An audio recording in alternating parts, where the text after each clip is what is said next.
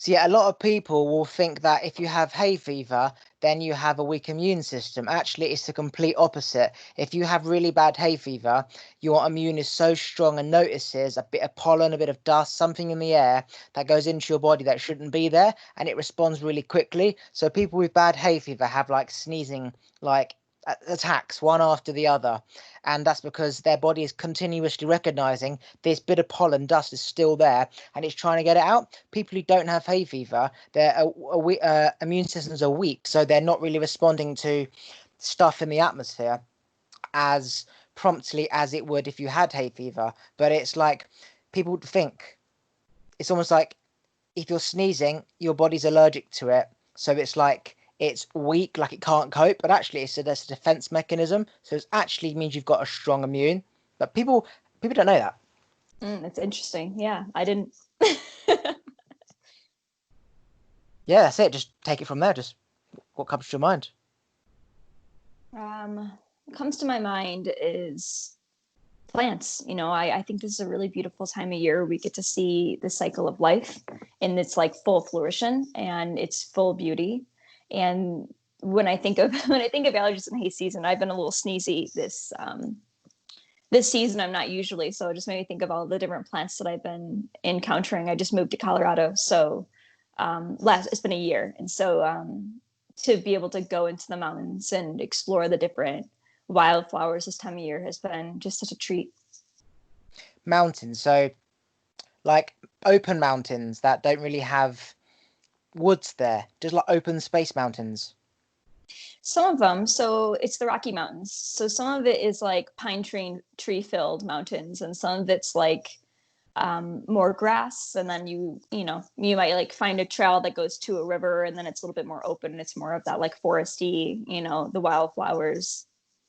Yeah, I just planted wildflowers around the garden because of the lockdown. You couldn't go garden centres and get plants, so I just got seeds and I planted them like 4 months ago, and I've watched them grow and I've nurtured them and I've watered them like a child. Just been like every time I go out there, make sure they're all pruned back and they're watered, and they're literally all starting to flower and blossom at the same time. They've gone from green leaves to purple flowers, orange flowers, blue flowers, and they're just incredible. And I've got a fence around the garden that doesn't get as much sun, and they haven't even come out yet. And yet the opposite fence, where the sun gets to every day before, whatever, they've all come out. And so I'm thinking, oh, they're not going to blossom. And I put loads of seeds down, and I've just looked today. There is lots of small shoots, so they're literally going to come out so quick. And before you know it, because it's wildflower, they grow massive. It's just going to be all over the place. There's something amazing about wildflower as opposed to plants you just go to the garden centre and buy, because it's more natural, more nature. Like if you went to the mountains, you'd see just these massive, colourful, really colourful flowers. And yet garden centre flowers are all small and tiny, and like the flowers are the same size as the stem. It's just not the same. Yeah, I know what you're talking about. Yeah, I agree. And it's nice when you get the wildflowers because they're more native. They typically, when you get them, they're native to your area, which I think is really important for for you to be for the pollinators. For you to have that outside in your yard. You're just familiarizing the pollinators with the same plants and kind of helping the ecosystem. And I think it's really interesting about what you said about your garden is you're noticing the micro ecosystems within your backyard of like, oh, this area blooms first, this area blooms later. And that's so I used to do horticultural therapy, and I had a garden back where I used to live. And it's so that's one of like the funnest parts is when you really get familiar with an area. You get to identify and like be a part of like the micro ecosystems, and like you can plant strawberries in one area and have them earlier in the year, and then have them somewhere else and have them a few weeks later, and that's like such an exciting thing. You get to kind of play with the different ecosystems that you have in one space. It's crazy because a grow bag in the shop is £3, right? And I went to my fridge and I got out specific vegetables, peppers, chilies, tomatoes, whatever. And I just took the seeds off them and I planted them. And they've all started to grow in the grow bag. And I'm going to be doing that every single year.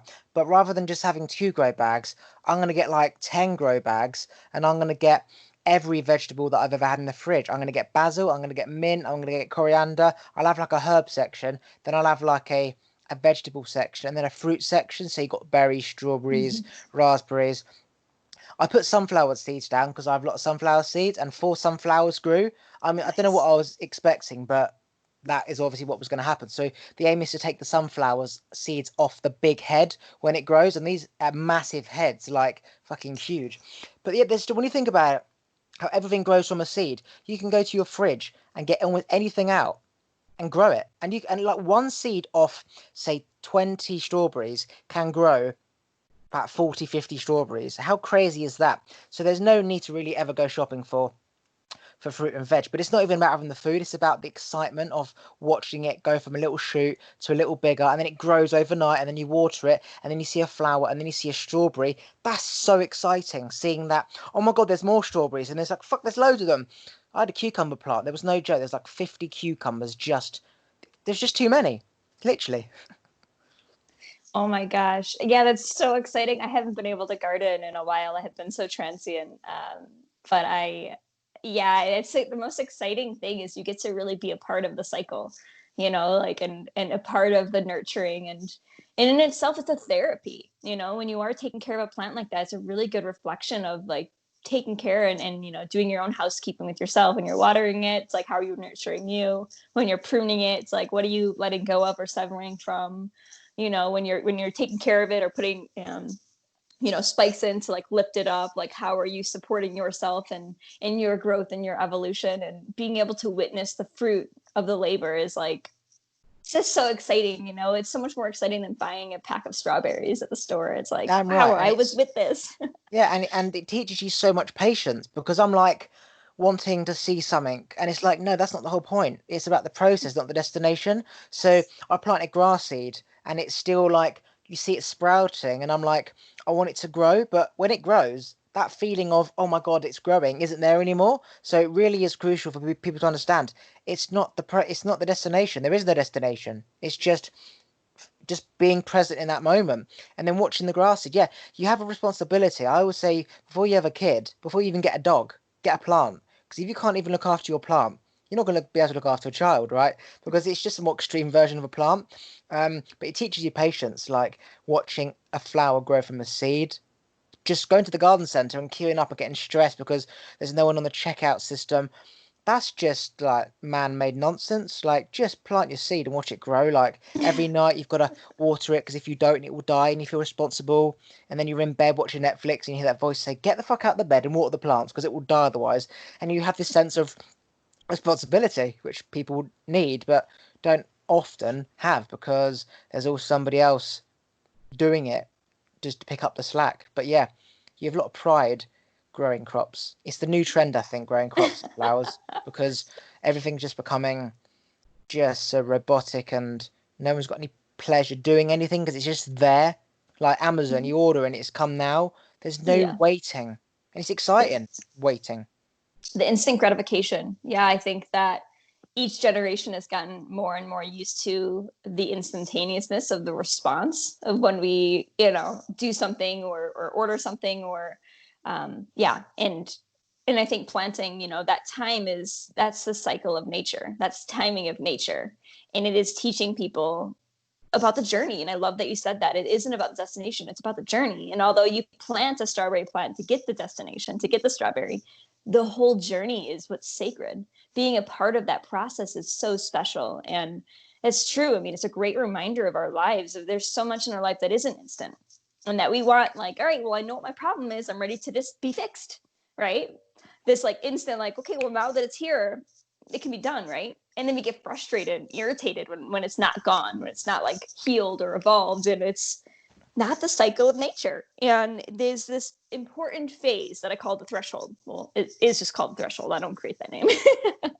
That is in between, like when we discover what's going on, like when we plant a seed, and then the embodiment fusion, the incorporation, which is like the end result. There's something in between there, which is the threshold that people like to avoid, and they just don't want it to exist.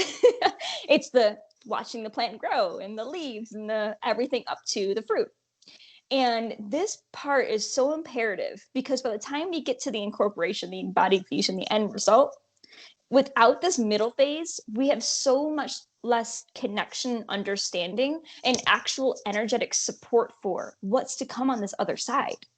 We just had the seed and then the fruit. We're so much less connected, we're less embodied, we're less appreciative, and we're ready to just move on. But with that threshold phase, this uncomfortable phase, this gives us the opportunity to lift and arise the things that we don't really give a lot of attention to, but that need the attention, like watering the plant and pruning it and making sure there's no bugs, right? And with that, we create this really divine connection with what we are doing, which then leads us through that threshold. And it makes it in itself a little ceremony, a little rites of passage. Yeah, it's like we're used to things just being there. Supermarkets is all there. We don't see the journey, the African man picking the cocoa beans fucking for days and days and days, getting shipped over on a plane. We just go to supermarket and it's there, right? So we don't understand that all this took time. Somebody had to grow those crops and water them and then the journey. Like we don't see that. So when we like plant a seed, we want strawberries now and 4 months later we get a strawberry. We're like, fuck this, I'll go shop and get one. And it's just that's not the point. Okay, because 4 months for a strawberry to grow, and then they all grow and die within, I don't know, 3 weeks. It's like the difference of the journey versus the destination. It's like 10 times more. So, and that is life. It is that journey. It's like people have kids, and then they say, oh, they've moved out now. Where did the time go? Like it's just the whole journey, like from the moment of I want a child to doing the deeds and then bringing it up, and then it's embracing that moment of that evolution.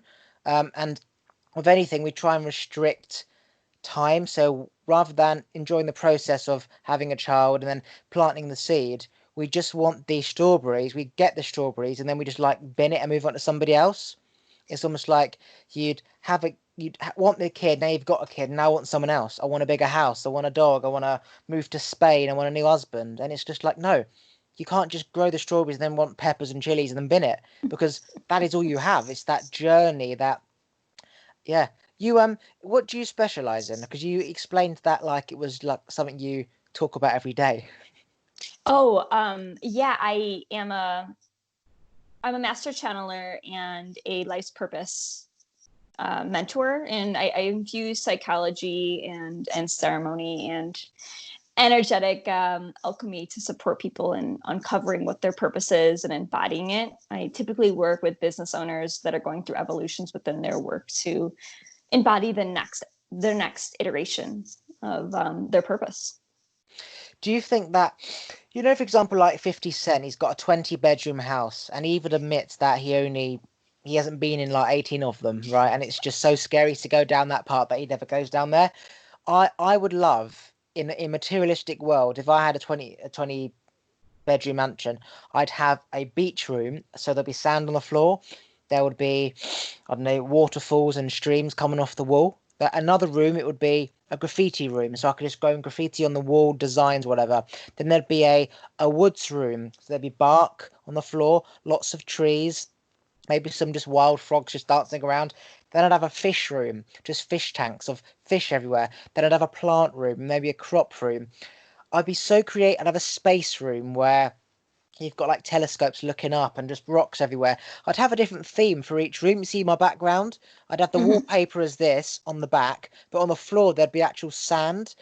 And the whole point is just why not? It's the process of thinking about, okay, I want to make this 14th bedroom a beach, and you've got to go get sand, and then you realise, okay, I need more sand, and then you get the wallpaper, and then you put it up, and then you get some ideas about putting glow in the dark stars on the ceiling. And then obviously once you've made that, you move on to the next room and you probably wouldn't ever need to go back there. But it's like, well, what is there to do in life? Like, well, there's nothing else to do, just like thinking and doing. Um, but what people do is they have the same thoughts that they think of: Netflix, Xbox, going down the pub, same drink, same talk, same football show every week. And people just looking for more stimulation because nothing's supposed to be the same. That plant is there and it dies and then it doesn't come back again. If it does, it comes back different. But everything's just the same and it's toxic for the mind. It's an illusion that everything's just there and it's always going to be there. But you don't realize all the work Amazon have to do to get that parcel within, say, 2 hours. It's phenomenal. It's an illusion.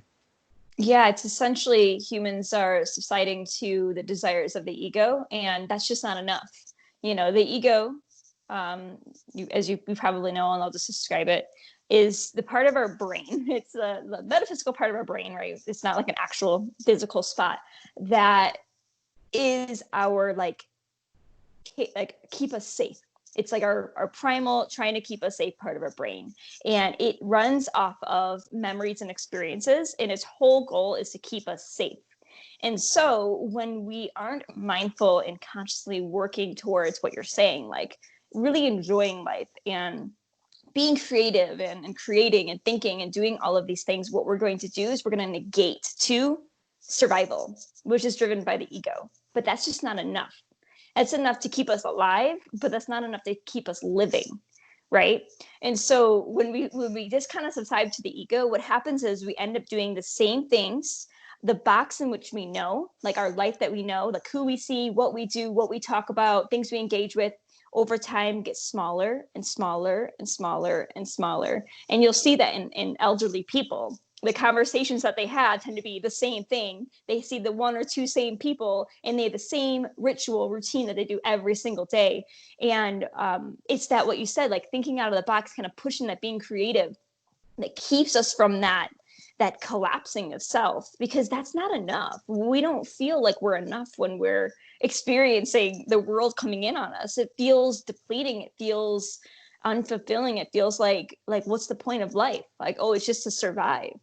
But it's scary to push that box. That box is your comfort zone, you know? And it's scary to push that, but we all want it. I mean, everything you're saying is like, oh, I would love to be creative and have all of these rooms and do all of these things. And people can imagine that and think of that. But when it comes to doing it, that's a whole nother thing, because all of their stories of why they're in that box come up.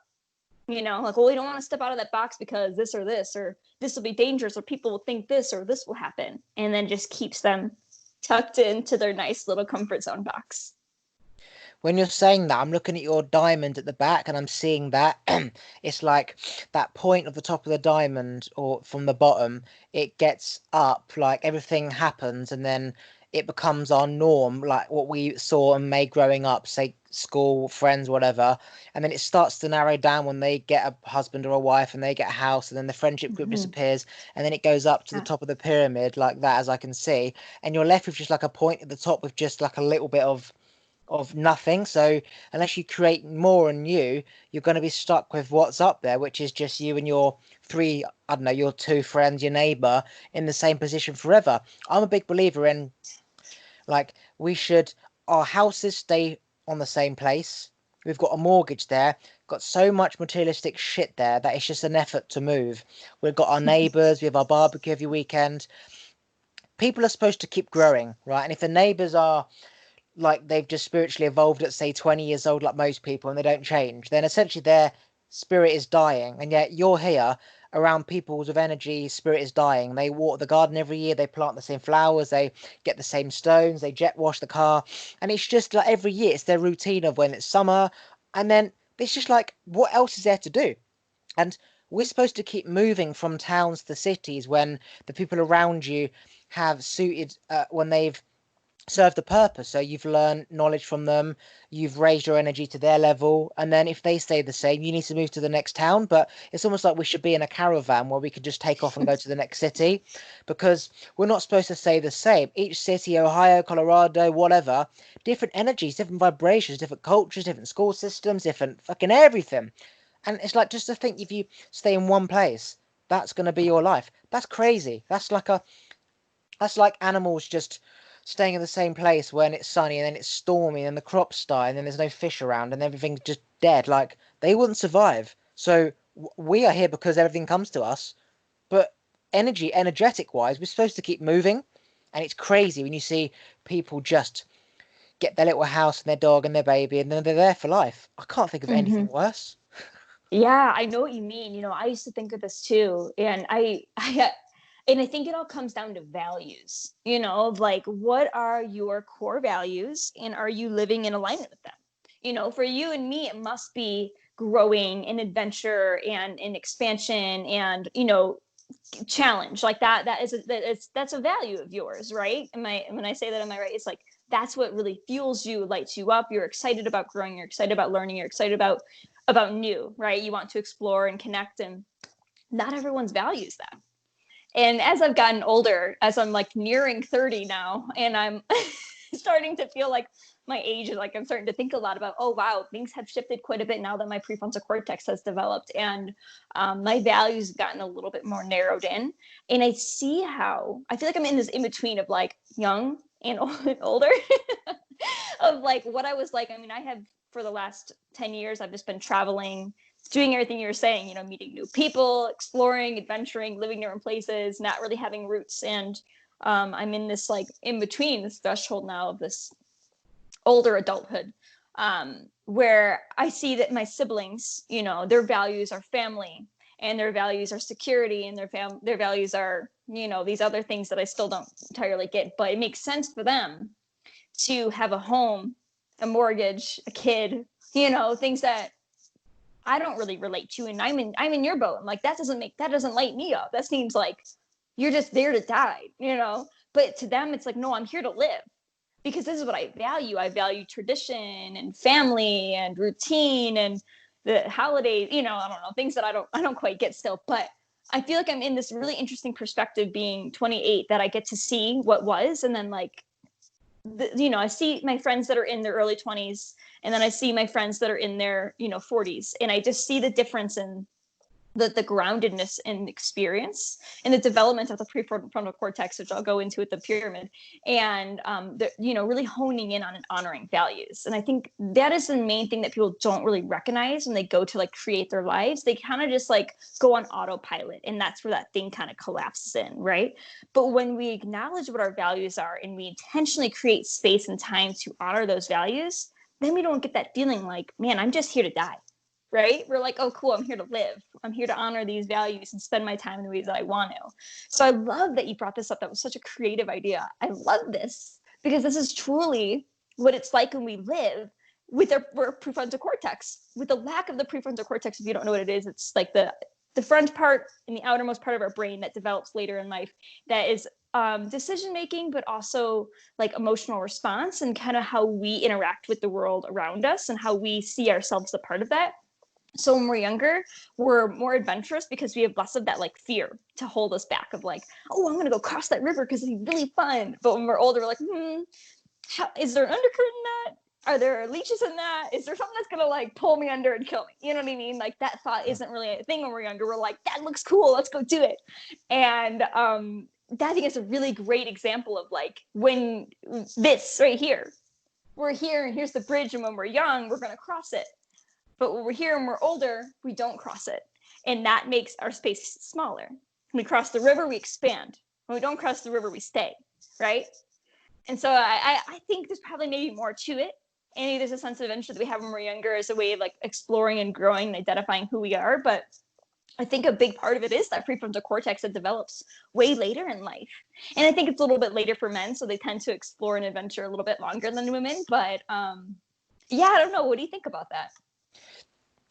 Spot on. I think that there's nothing more exciting and freeing, right? When I compare having a house and a mortgage and a dog and say, I don't know, a family in one place forever versus, let's just say let's just say we're older, you've got your, so I'm seeing it from when I'm a younger point of view, right? I'm 28, but I see it as like, basically, imagine I came to Ohio and I visited you in a theory, in an example, and then we'd go out for dinner, you'd hang with the neighbours, go for a barbecue, go out into the town, do some mountains for like 4 days, then I'd go home, like in a holiday situation.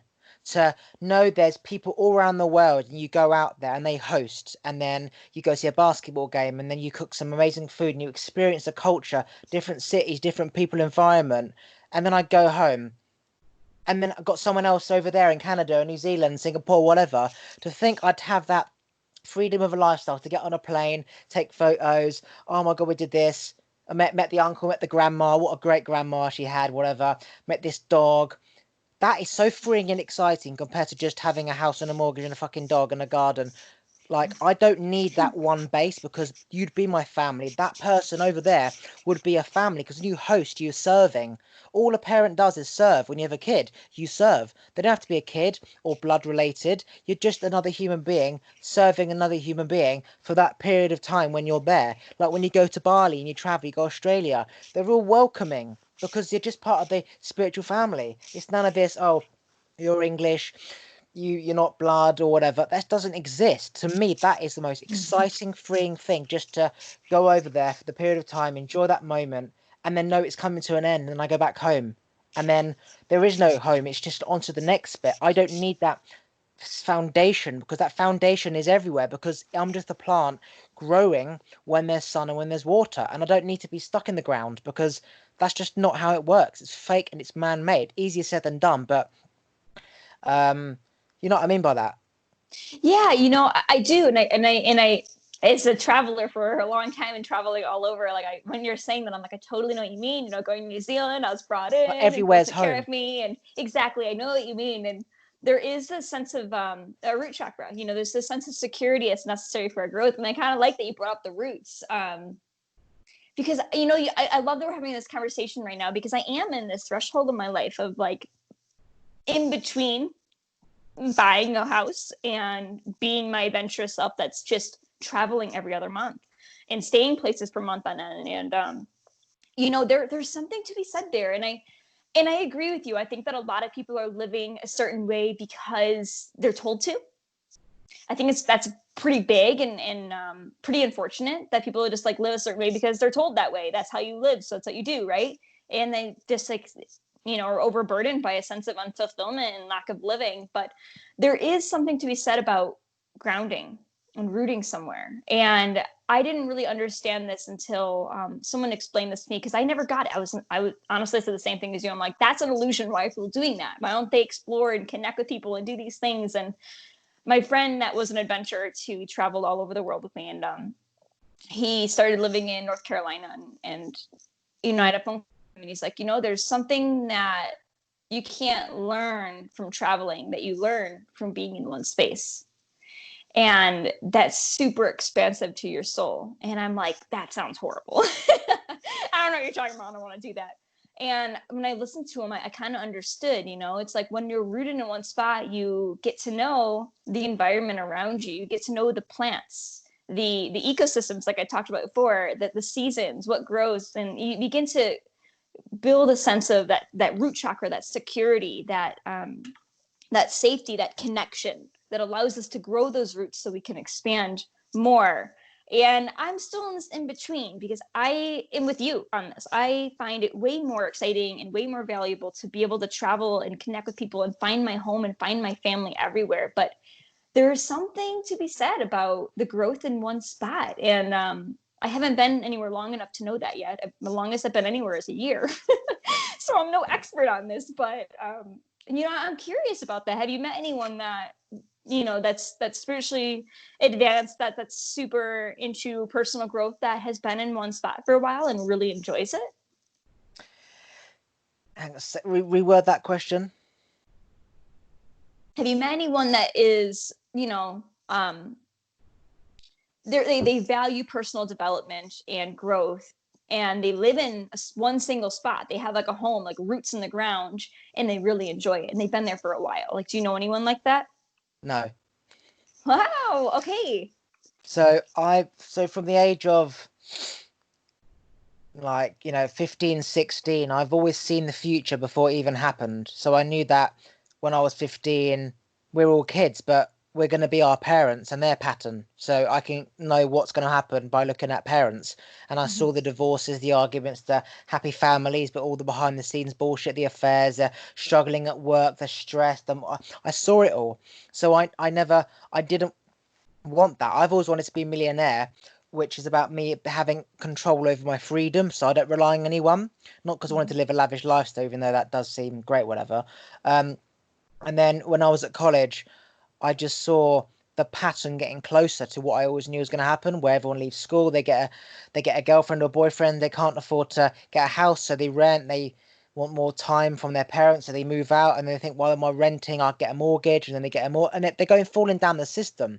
And so I never Mm. wanted to be part of that system because I knew it was just a dead end, and I always knew that if I travelled, I'd never want to come home. So I'd only travel when I've made my millions. So I've not made my millions and I've not travelled because I know that if I start, I'll never want to stop, and I need money to support. Otherwise, I've got to come back, work for fucking 8 weeks, and then go out. And it's just, you'd never have that complete freedom.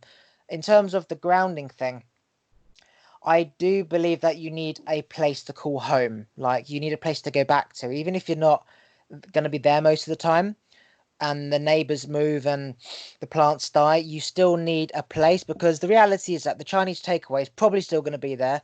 The restaurants are still going to be there.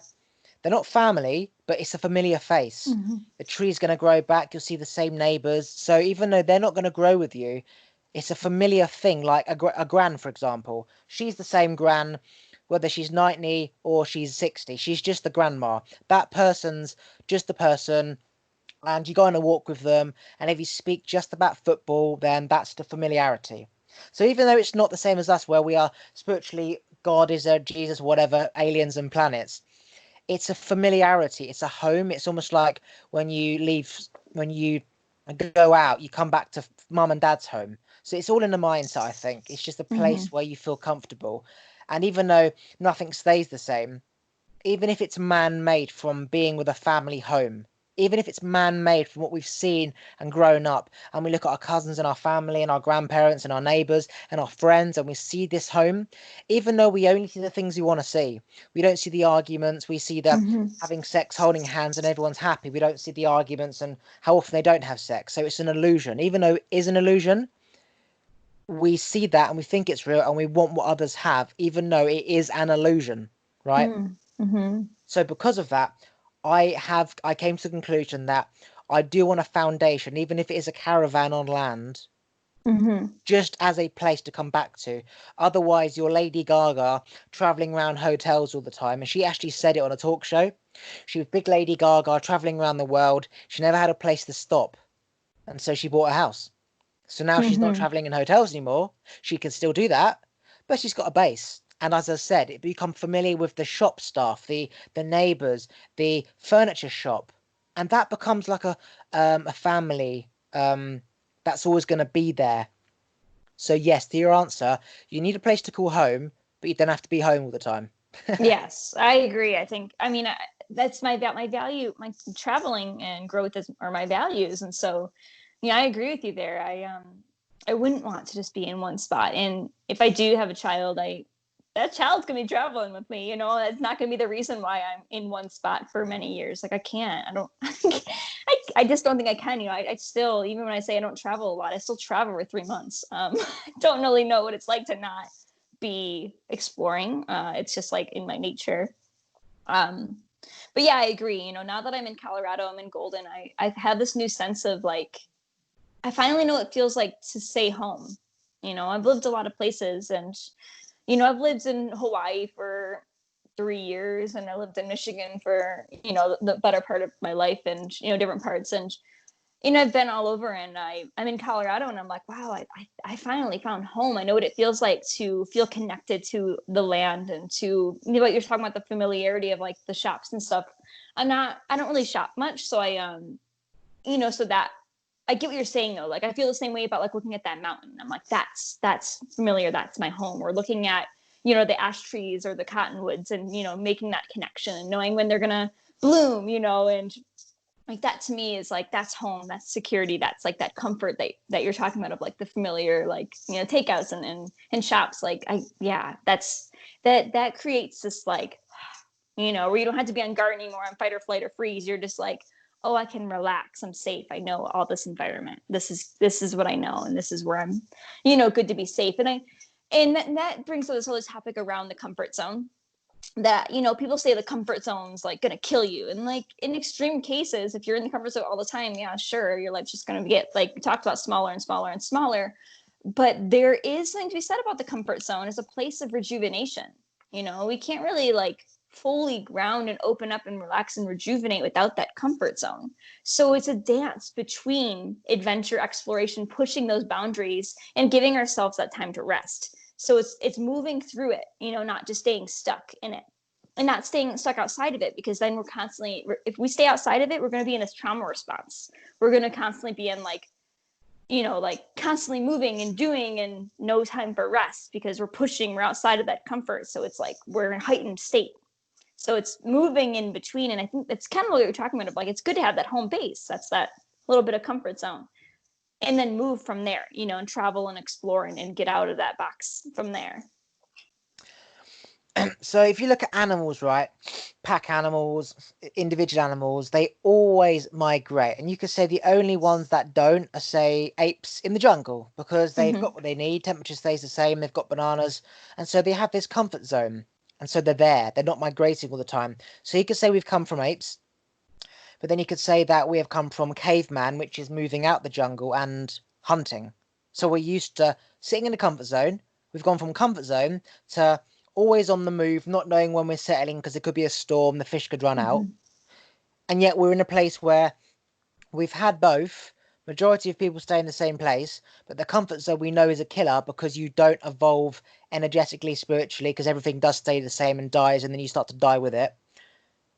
You look at energy terms on planets, they always get bigger and they grow in mass and they keep getting bigger. So it's like energy just keeps getting bigger. We should never settle. If you look at apes, they stayed in the same. So that's what a home is. But yet you look at how we came from the jungle, we just ventured out. So we're supposed to be traveling.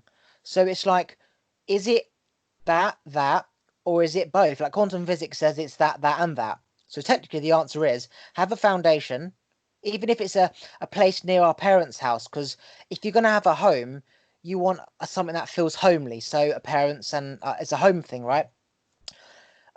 You could say that's like a place to call home. So you could have a place near them, which is what you would call home, and then travel out. Maybe the answer is you need a place to call home, and you can travel out. Even if you don't ever go home, the fact you have a home is that feeling that you're looking for. So we're looking for freedom as well as a place to call home. Even if you don't go home, you still have that place.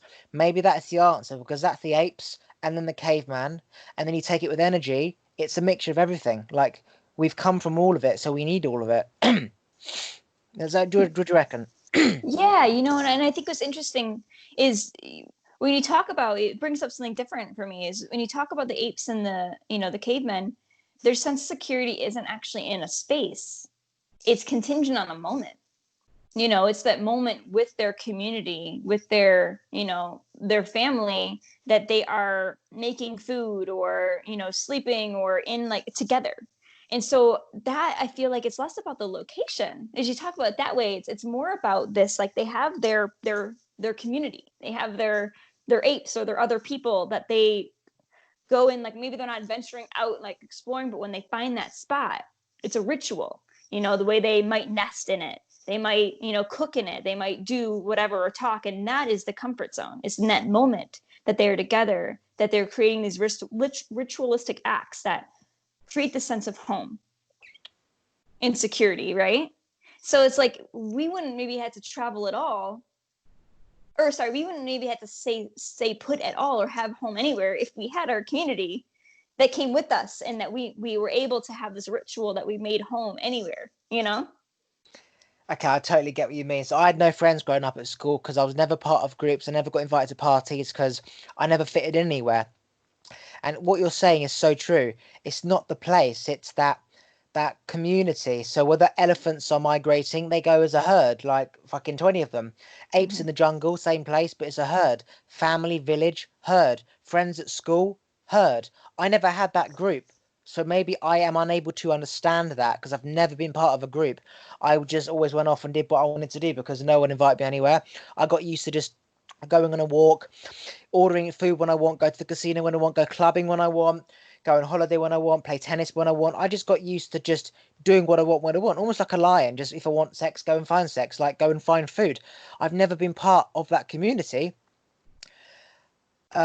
So that's what I've only been able to do is study from other people's relationships and circumstances rather than my own. But what you said is it's actually very true. It's yeah, that just counteracts everything that I've thought until now because it's like You travel to find that connection, whereas if you had that connection, you wouldn't travel. So maybe it is simply just a connection of familiarities and not the traveling. Like if you put everyone in Bali, everyone in India, everyone in Hawaii, all of your soul tribe, spiritual people, put them in a village, you wouldn't need to travel because you're only sent to traveling to find them. As long as you've got the Mm. mountains and the woods and the stream in that village, you wouldn't have to go to see mountains in India, streams in Bali, and rocks in Thailand. So if you put them all in that village and you had those natural things around you, then you certainly wouldn't ever need to travel because you'd have everything there. You go to find the Mm-hmm. nature, you go to find the people. And travelers, I find, they're lost. They're looking for more because they were never really Mm-hmm. part of the same bullshit system. They knew there was more. So you travel, and then everyone else is there. And because they all live around the world, you can't really just everyone just move into one place. You go back home, and then it's like I don't connect with you because you're just a twat from school. And then you go out again, and then as you get older, everyone has families and mortgages and houses, and then you grieve that. I deep down would love that, even though I can never have that. So then you go traveling again, and everyone's getting older, and it's like, well, this I've got to settle, otherwise I'm going to be 50 traveling. Mm-hmm. Um, and really, it all comes down to do you have a reason why you're doing it versus a reason why you're not? Do you feel guilty about I'm should be doing something else? As it's about harmonious thoughts. If you really understand that I've got this base and yet I'd rather choose to travel because in my life all we have is feeling. How do I feel when I'm at home? Ordering a Chinese, seeing the neighbors. How do I feel when I'm traveling? If that feeling of traveling, despite your knowledge about trying to find this family thing, yet it still feels better traveling, travel. If you're traveling and deep down yearning this little village, go and get the village. It all comes down Mm-hmm. to feeling. So I don't think you should settle for just having this base and never traveling, or simply traveling all the time and never having a base. It all comes down to what makes me feel complete. Having a base traveling, not having a base and traveling, or not traveling and having a base. And you just pick and Mm-hmm. choose the one that gives you the best feeling. And for me, I've had neither. I haven't been traveling. I've never had that base. All I know is instinctively going with a thought, learning was that the thing I wanted? Would I do it again? If yes, do it again. If not, what's the difference? Mm-hmm. It's like feeling of growing a plant, feeling of buying a plant, and I choose the one with the best feeling. But I only know when I've done it, when I've had both, and I haven't really had both yet. Mm-hmm. Yeah, and I think it really what you're talking about is coming down to values. It's like, are you honoring your value of, let's say somebody's value is home, tradition. Let's just say that home and tradition. For them to be traveling, they would probably be traveling to find home and tradition, right? Which can only really be cultivated in a single place in like or even community. You can add community in there too, where somebody's values is adventure, exploration, growth, travel. Travel is a value. Then it would make sense that they're traveling and not in one spot. I think it's really this honoring what our core values are, because those are what ignite the emotions you're talking about, like what feels right, what we're really seeking. And that reminds me what you said earlier about, if we just had all the people that we meet, your whole soul family, all in one spot, then that would be enough. Okay, so that's what my friend was saying. He's like, I found a community here that is this is my family. This feels so good. I don't feel the need to leave. And so I'm curious, as you're speaking, maybe his value was family and community and home, and he was just searching for that, and he had finally found it. Yeah, that's the thing. People only travel because they're trying to find something that they don't know what they're looking for. Like when you're lost, you go traveling. When you're lost, you find yourself in your bedroom. You don't need to go to Thailand to find yourself because you're in your head, you're in your bedroom. So you go there to find your true you, which is this spiritual awareness, whatever, and everyone else is there. What was I going to say? For me, my family's been able to go for a walk and connect with the animals. When I see a squirrel running up a tree, when I see a little mushroom growing, I get on the floor and I look at it. I see it as like a child. So for me, again, it all comes down to feeling. If you are traveling, you're yearning a foundation, then you got to go with that feeling. If I am feeling that connection that one gets with the same pack of animals in the same place, the same as I get that going for a walk by a stream and looking at the bears hunting a fish, if that feeling is equal to or more, I would choose to just go and wander by a stream and watch the bear eat a fish. But if Mm-hmm. my feeling is I want this little foundation where I'm familiar with the Chinese man in the Chinese takeaway, I will go for that. So this feeling about similarity, connection, family, foundation, whatever you want to call it, it is a feeling. It's a feeling of, do I connect with my environment? Environment meaning people or nature, Mm-hmm. or as you said, the mountain could be just seeing Inan every time she walks out the door across the road, or your neighbour, or the Chinese takeaway man setting up, and you think, oh, I can't wait to get some noodle. It's that familiarity, but it doesn't have to be a Mm-hmm. person. It could be a mountain. It could be the same tree on the same walk. It could be a fish jumping out, like a tuna fish looks like a tuna fish, whether it's in the Pacific Ocean or the Pakistan River. It's the same thing. If I think that that fish is the same, or I think that Chinese man in the restaurant is the same man, whatever, in China as it is in England, I have that same difference. It's the same. It's not, oh, you're a different Chinese man to the one in England. It's the same. So that says it's in the mind, which it says it's in the mind. Like you can choose to, it's almost like I know that I believe my grandma came from me as a spirit, and then I realized it wasn't her. So now I have a choice. Was she there? Was she not? It comes down to, do I really have the proof to really believe or make myself believe she was there? And if I don't have that belief, if I can't counteract the fact that she might have been there, I just have to surrender that she wasn't. But if I come across new information that she could have been, then that now becomes my new belief system. So really, it's just neurons firing up in our head based on the last fired up neuron. And if you have a new one ahead of that firing up, you know what I mean? Because it is all in our head. A plant, Mm-hmm. same mountain, barley. If we feel that feeling that we're looking for, then we surrender. Like, I'm just going to surrender to a mortgage and a house. But that's because we chose to surrender based on I thinking that this is what I wanted, and then I get it. It's like a movement, Black Lives Matter. You keep going out until there's change. If you feel there's change, you stop. If there's no change in the way you wanted it, you won't stop. But who says that change was change anyway? It's just something that you surrender to when you feel like you've got what you're searching for, and it always comes down to a feeling. Right. It's honoring the value. I mean, that's, it's when we are not living in alignment with our values, we feel it. And when we are living in alignment with our values, we feel it. And that's the igniter. Our emotions are the three-dimensional expression of energy.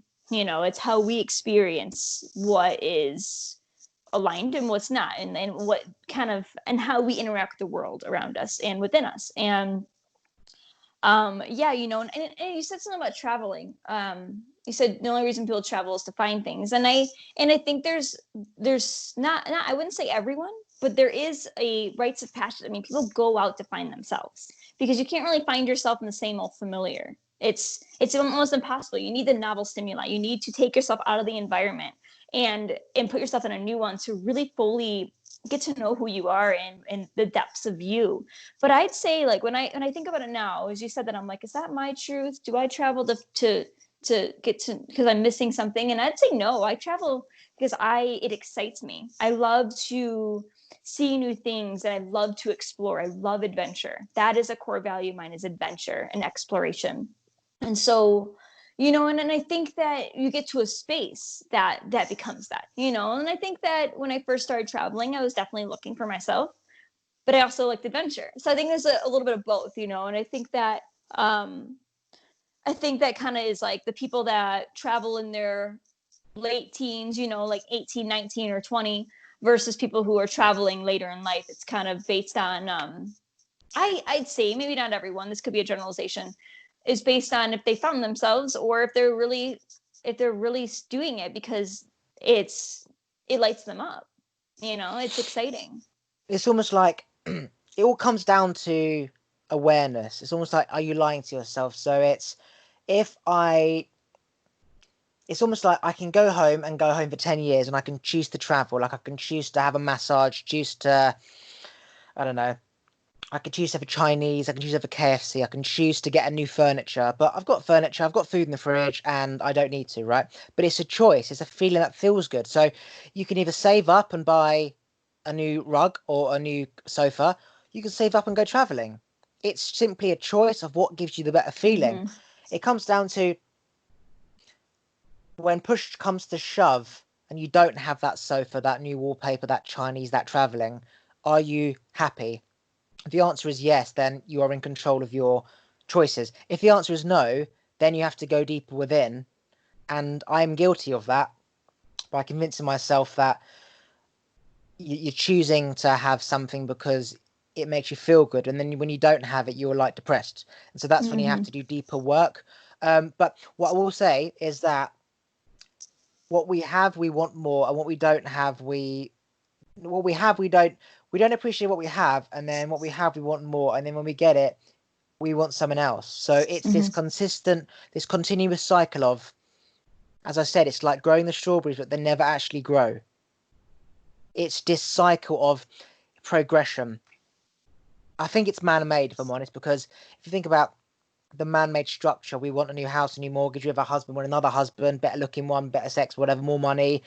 It's always something else. So it says it's not getting the husband, getting the house, getting the plant, getting the dog, traveling Bali. It's that continuously wanting something new. So having the familiar surroundings, it kind of contradicts that, having the same place, same building, same river, same mountain. Because in the reality is, if you look at people now, they always want more. So if you have the mountain, you have that house, you've got this Chinese takeaway, the same, you're going to want more. But because you haven't got that yet, you're yearning that foundation of same. So as a traveler, you've never had foundation, so you yearn foundation. Then you get foundation, you realize, fuck this, I prefer to travel. So it's this continuous cycle of, if I have it, I know what it feels like, I want more. If I haven't had it yet, I don't know what it feels like, so I need to have it to know what it feels like, to compare. So it's not the foundation, it's not traveling, it's not mortgages and happy family lifestyles, it's just constantly moving. And then when you yearn something, you have to get it because it will stay in your system until you get it, knowing that it's never going to be enough, but you need to have it to realize that I've got that fulfillment in that moment. It's almost like craving a bag of Doritos. You have to have that bag of Doritos. You can't be like, oh, it's too fattening, I can't have that. You've got to eat it and then learn, I feel shit afterwards. And then because you feel shit is the reason why you won't have the Doritos, rather than somebody saying, oh, you shouldn't have that because it's really bad for you. Don't tell me what to do. And then you want it more. Your ego kicks in, and then you sneak out and get a bag. So you have to, like, essentially itch every scratch, even if it bleeds, because then you realize, when I scratch and itch, it bleeds. Don't scratch it. You can't prolong that scratch. That's all. Like, that's just what came to my mind when you said that, because I know this, that if I went traveling, I'd want a foundation, and I have a foundation, I don't want it. So it's this continuously, it's evolution. It doesn't end. That's the point. And I think that's just like with mindfulness and like deeper self-awareness, we can kind of recognize these patterns, and we can learn maybe through witnessing and not through experience. And I think a lot of people are through experience kind of learners, like you said, of like, people say don't do that, well fuck you, I'm gonna go do it. And I think it's because humans, like, it is core that we learn from experience, not through someone telling us something. And I think a lot of what you're talking about is this projection of this own inner wound of not being enough. And I think that when we have this core wound of not being enough, not feeling enough, we project that onto our environment and onto our wants and needs, where we say, and that's where this perpetual wanting more thing comes from, because we're never enough, because it's a projection of our own wounds, of our own thing, not feeling enough. So if it projects out and we go, okay, well, I don't feel enough. Well, it's just because I don't have that car, or I'm not traveling. So then you get that car and you're still not feeling enough. Well, it's because I don't have that kind of car, actually. Or, okay, I traveled to that place, but I haven't been over there. I haven't been to Bali yet. I haven't been to Peru. Okay, well, then that's probably it. I need to go there to feel like it's enough. And it's really just this projection of this inner wound around not feeling enough, and a sense of inadequacy, that when we do our own healing work, we actually find that our projections and what we desire outside of ourselves start to change, Yeah, so I've gone from wanting everything materialistic to not wanting anything at all but from peace, harmony, nature, and people, right? So I've gone from both. So now it's, okay, I know what it's like to want and then know it's not enough. Okay, and I can choose to do it knowing it wasn't enough, but it was just that feeling of itching a scratch. I also know I could just be a monk living in a cabin by the mountains and I'd want someone else. It could be I'd want someone else. So, and what is something else? It's a thought. Where's that thought come from? Something that you've seen from your five senses or from somebody else's energy connected to you. So if there wasn't any of their energy connected to you and you weren't picking up their thoughts and all you see is mountains and fish and you don't know planes exist and traveling, whatever, would one be content just doing the same, or would one still have the urge for something new? Because Mm-hmm. if I know that getting a car is not going to do anything, I can still choose to save up to get a car because that's that motion of going on holiday, getting on that plane. It's that journey, that movement. Even though I know it's not going to be enough, can I still get the car? Even though say traveling is never going to be the same. Bali, maybe it's Australia, maybe it's Thailand. It's like the awareness of it's not going to be enough, but it's that journey that is enough. Mm-hmm. And it comes down to self-realization because what do we do in life if there's no thoughts? Like we're just a monk or a chimp just eating the same banana, to caveman, tools, making this, making fire, how do I do this? And it just keeps going. Um, so if you don't have thoughts, do you still think? And then if you do think, then it's man-made, and then it's the knowledge of man's thoughts to satisfy, meaning I can choose to Mm-hmm. do this or that, but it's not going to be enough, but I can still choose to do it because it gives me a better feeling in motion towards that, or the feeling of, man, this chow main's amazing, compared to Yes. just sitting there not needing anything. And it comes down to like raising that vibration for that time, knowing that that's not the default high all the time. People go cocaine all the time, they get used to that high. That's not the norm. The norm is without the coke. The coke is the Chinese takeaway, or the traveling to Bali. And it's that motion of belief in your mindset of how it feels when you're there that gives you that same feeling when you're just in your house. Mm-hmm. So it's like, well, why do I need to travel when I can just vision in my mind that I'm in Bali? And then that just goes back to, well, we're physical beings on a spiritual plane, whatever. Why do anything? And that's the Mm-hmm. bottom line. Why do anything when it's all in your head anyway? And the answer is, well, we like, what's the fucking point in anything? So you might as well do it. Yeah, right. Yeah, right. And I love that you brought up essentially what it is just like mindfulness. So without mindfulness, we just like go on autopilot through the experiences that we long for, and then we don't actually experience them, and it's just not enough. And when we're mindful and we allow ourselves to really appreciate, like you said, the chow mein, wow, this is really good, or going and traveling and witnessing and being fully present and being fully immersed and allowing ourselves to be mindfully presently there, we allow ourselves to really experience it all and appreciate the moment of what we have. But when we don't do that, I think that's what perpetuates what you're talking about, that forever traveler. It's like they're never actually getting that satiation of that travel because they're never fully present in that moment, absorbing all of the goodness that they're experiencing, you Yeah, the know? destination is that awareness of being present, that this is the destination. Like, Yeah. it's people are continuously traveling, waiting for a destination that never comes. And Yeah. that destination Right. is now. It's just being present, and then you die Yeah. 80 years Right. later. Yeah, you got it. That's it. Figured it out. That is it. It's like, what am I searching for? I'm searching for the knowledge that what I am searching for isn't out there. It's just being present like a plant. You look at a plant, you look at a bird, it's just being. It's just like burying a nut, a squirrel's burying a nut, and it's climbing a tree. It's just being. That's what we're searching for, that knowledge that we're not searching for anything. It's just Mm-hmm. being. That is enough. So what we're searching for is the knowledge that what we have. No, what we're searching for is the knowledge that we just have to be. Essentially, it's Yeah. something to do with that. Things are enough. Yeah. Yeah. Like it's that getting on the plane that's just as exciting as getting to Bali. It's that traveling, packing a suitcase, it's going shopping, it's writing your checklist. That's the whole journey. That high is the same high, as opposed to, oh, I've got to pack my shit. Oh, plane journeys 20 hours. No, look at the damn window. Look at the Himalayas. Look at the whales fucking jumping out of the ocean. And then it's like when you leave, it's I can't wait to go back. And then you're planning again. It's that constant high that never ends. Yeah. Yeah. Wow. Yeah. I love that you said that. That is such a good reminder. People think it's just the destination, that's the journey, but it's the entire process.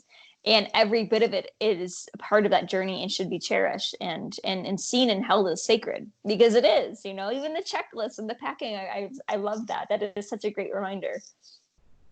Yeah. Right. Plug anything you want to plug, website, social medias, whatever. Oh, like say it. Yeah, say it. Yeah. Okay.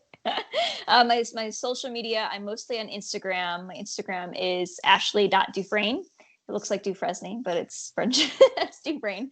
And my website's the same. It's Ashley Dufresne.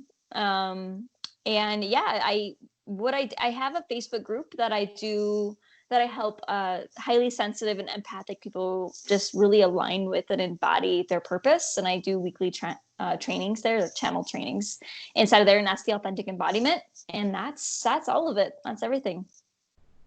Okay, I'm gonna press stop. Wait there, and we'll Okay. talk afterwards.